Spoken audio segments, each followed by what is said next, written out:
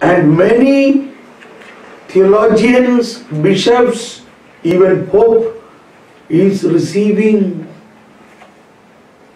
enlightenment from her wisdom. Now, you know, there was a famous saying, Pope Francis used to have a small bag with him and he always keep with him. He don't leave to anybody's hand. So normally everybody carry Pope's luggage and all, but this bag he carry himself. I don't know now, in the initial days. So the press journalists said, what is this? So funny, humorously he said, don't worry, there is no bomb in this. And he said, there is my shaving set and my brewery, and there is a small prayer book of Saint Therese of Lisieux. And in between she just open and read little bit, you know. Now imagine this girl Therese of Lisieux, who did not go for any college studies or university studies, not even theological studies, but she gained such a wisdom directly from the doctor of the doctors. And now, after her death, this is being used even by the Pope. So she is one of the most popular and most needed saint of the present age. And when she was made the doctor of the church, John Paul II, in his declaration, it is, I remember the words, this is a saint for the third millennium. Third millennium. And you young people, it is very adaptable, all her teaching for us. Simple, full of wisdom. So, the point I want to say, she gathered wisdom in her soul and she lifted it up in heaven when she died. So that is now available for the whole world. Now this is one more beautiful thought in me whenever I pray for wisdom. When I pray for wisdom, I feel the wisdom which I receive can be given to the people in this generation only, but even after my death, this will be useful. And in that way, the next word says, 7:14, the next part of it says, see now all this thing we had to say only because of this one little word. It is an unfailing treasure. Akshayamaya nidhi ennulladu parayananu itrayum samayam eduthathu. That's what I said, this chapter is such, a very small word will take a lot of... So I spent whole morning 2-3 hours only with this one small word in prayer. Oh, give me that. And the next word says, those who gain this treasure gain friendship with God. Ee nidhi sambadichavar Devathinte sauhridam nedunnu. We often think God is a frightening person like a policeman. Absolutely wrong. He is an intimate friend. He is a friend, a very loving person. So you should have such a friendship. How can you have a friendship with God if you don't understand who your friend is? With whom you have friendship normally? A friend means he accompany you. You can share your secrets even. You can talk anything with him.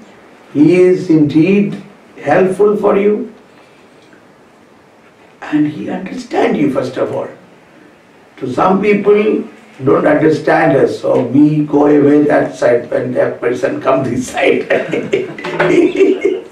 See, that man is coming, let's go.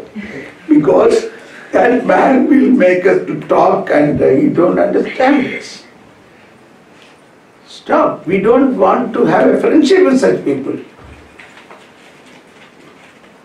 But with a person who understands you, your wavelength, your theme, your dear subject is often a topic of discussion, then you have a reason to wait with him, discuss with him. Come on, let's go for a coffee and have a chat there.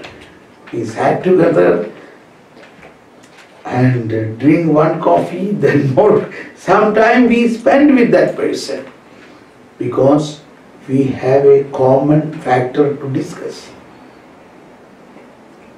Yes or no? And the same way God wants to deal with us. He wants to discuss with you. He wants to chat with you. He wants to explain you something. But so you have a friendship with God. This is a very dear thought. In this chapter, 2 places this is mentioned. 7:14 and 7:27. 7:27. I am very happy you are attentively listening. Are you? I did not get such an audience to explain this way. This friendship of God, friendship. 7:27, please read. Although she is one, she can do all things. This is often my dear point of morning prayer. Oh, you can do all things? Then who else you want? She can do, read everybody, she can do all things and she renews everything while herself enduring, passing into holy souls from age to age. She produces friends of God.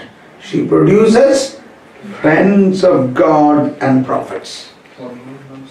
She produces friends of God. I am experiencing it. I am a friend of God. He talked to me very, very things, mysterious things. He has said to me, he talked to me like that. I never got frightened or afraid of him. He is a friend. And also, I can talk anything with him. See, I don't understand what you said. Please explain me. Okay, I will. And then he explained me in a different way, through which I understand better. So, this is another aspect of wisdom. So, only through wisdom of God, you can get into a friendship of God. Friendship. I'm sorry, it is going very long. Doesn't matter. We go ahead, Okay? Yeah, brother, you can say a small story about how did you first encounter it? My story? Yeah. About my encounter? Yeah. With wisdom. Okay. Maybe it will come. Now let me continue, otherwise we will lose this grip of this chapter, okay? Yeah. After this,